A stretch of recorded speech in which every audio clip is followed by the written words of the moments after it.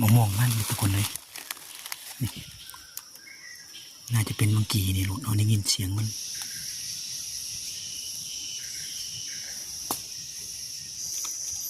ยังไม่ตาย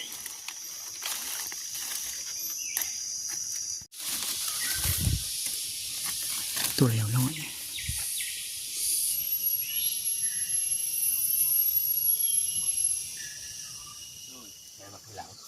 เอาทักทายสบายดีอีก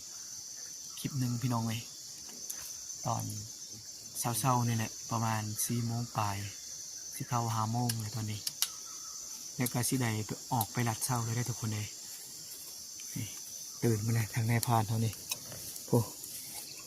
พานทะเลกันยกจอกกาแฟอยู่กาแฟร้อนพานหลอดเกี่ยมไปเลยบัดนี้นี่แหละเฮากันที่ได้อุ่นใสอุ่นทองนี่แหละนี่เวลากัน4 โมงปลายเลย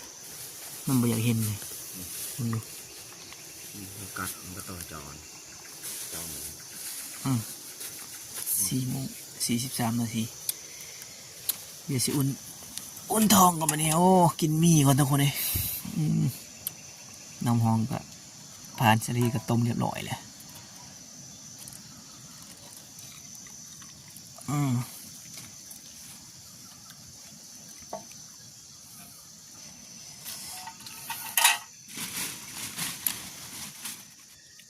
เดี๋ยวบอกแต่1 โมงตารางทางเวลาใหม่เนี่ยเบะรีบลองมอง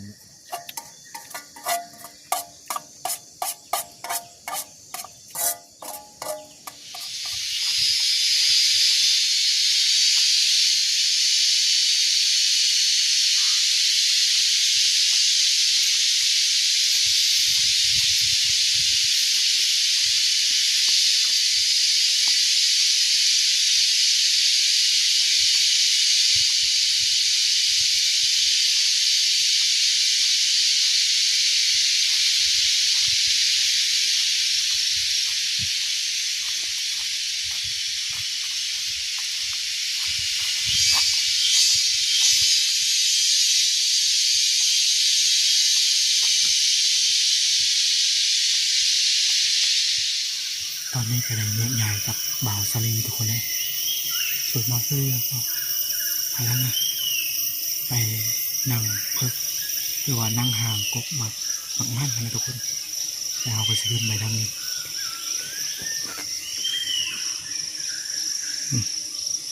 ขึ้นไปทางนี้แล้วก็อ้อมไปหมดเลยหาเลาะขอหอกมึงก่อนพอได้เก็บเต็มทุกคนเลยเมื่อวานนี้มาได้เก็บเต็มซ้ำ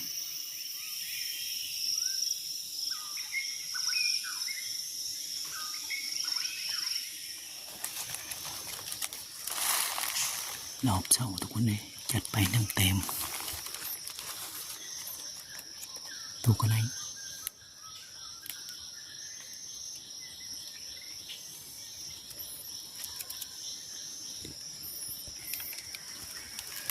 มาเจออ้อยหมูป่ากินมะม่วงมันเลยทุกคนเลยนี่น่าจะเป็นมังกี้นี่ลูกเราได้ยินเสียงมันแหลนออกไปนะทุกคน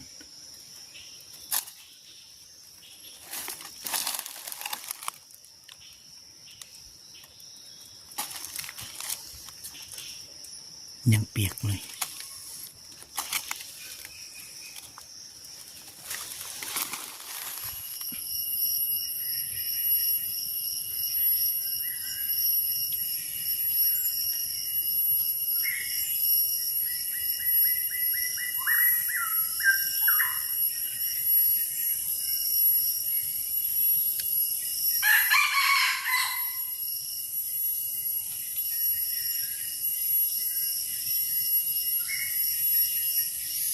นั่งนักใครเราประทานนี่ยำทุกคนเลยเพราะว่ามันคันตอนเช้านะมันเข้ามาไกลเลยแต่ว่าทางในมันก็เลยเอาซองไว้นะครับทุกคนไก่ชัดตัวนี่มันเข้ามาไกลแล้วตีเนี่ยพอดีมันบินออกไปนะทุกคนเลย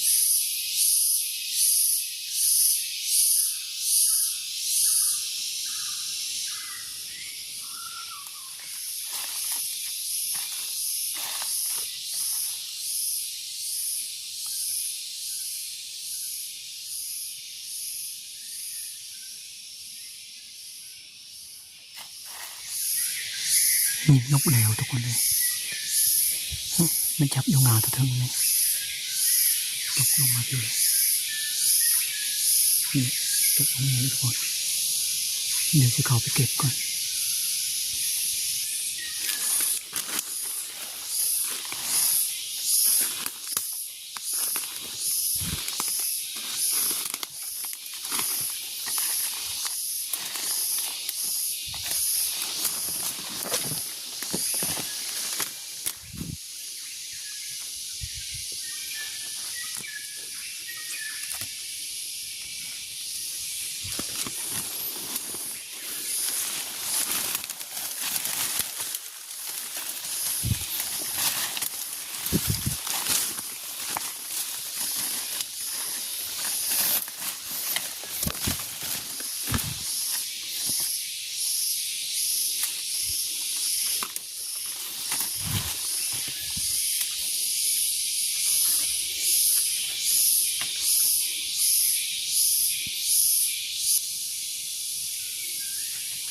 ลืมมันตกทุกคนเลย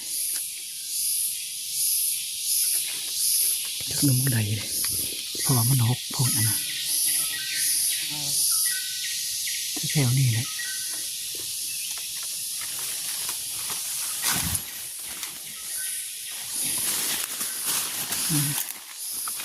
นี่ทุกคนเลย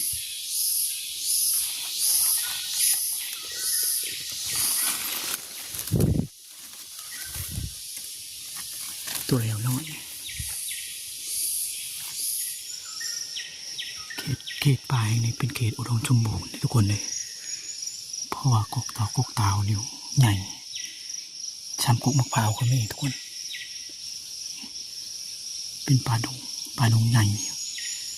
ป่าดงตึกนี่ทุกคนเลย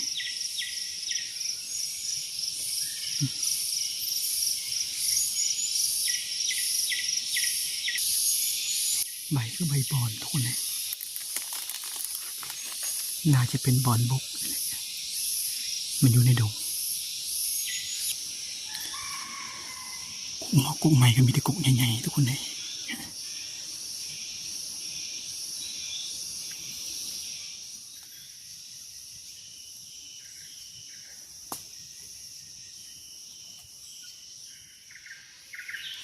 หมากมีเถื่อนทุกคนเลยมันรุนร้ายเลย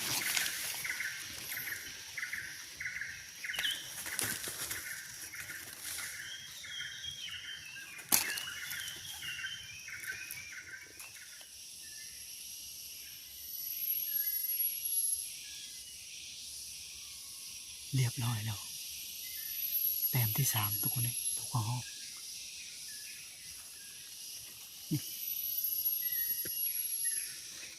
มันอยู่กกตาวเลยทุกคนน่าจะมีตัวหนึ่ง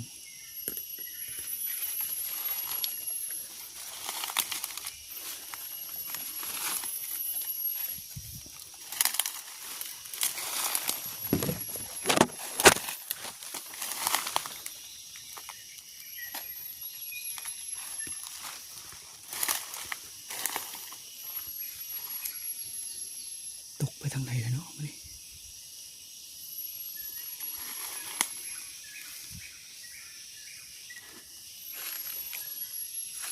ทุกคนเลย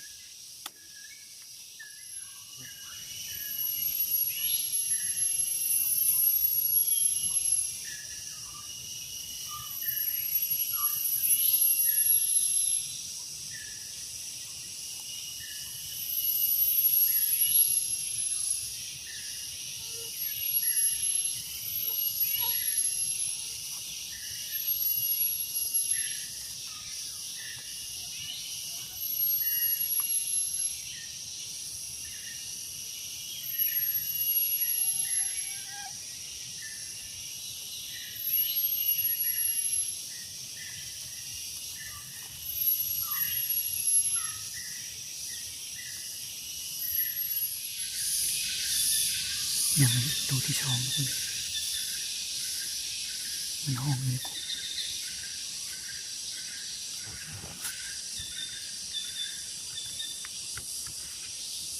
ตัวที่2มันห้องในกกนี่เลยทุกคน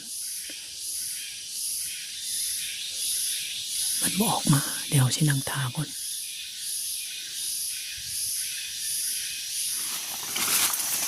ตัวแรกทุกคนนี่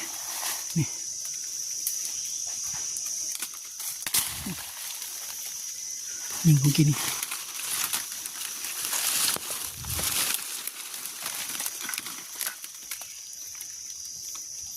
ยังไม่ตาย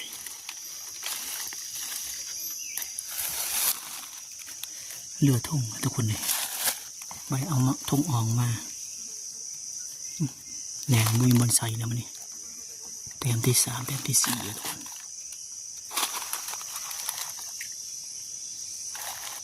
เมื่อวานนี้เอาทุ่งอ่องมาบ่มานนะทุกคนเลย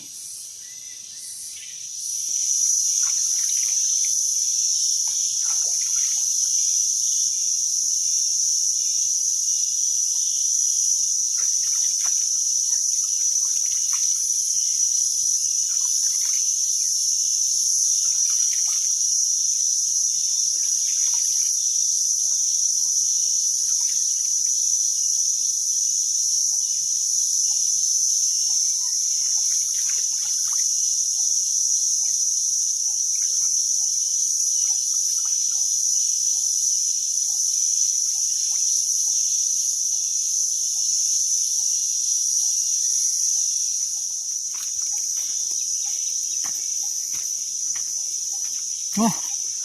หมาไว้เลยฮะ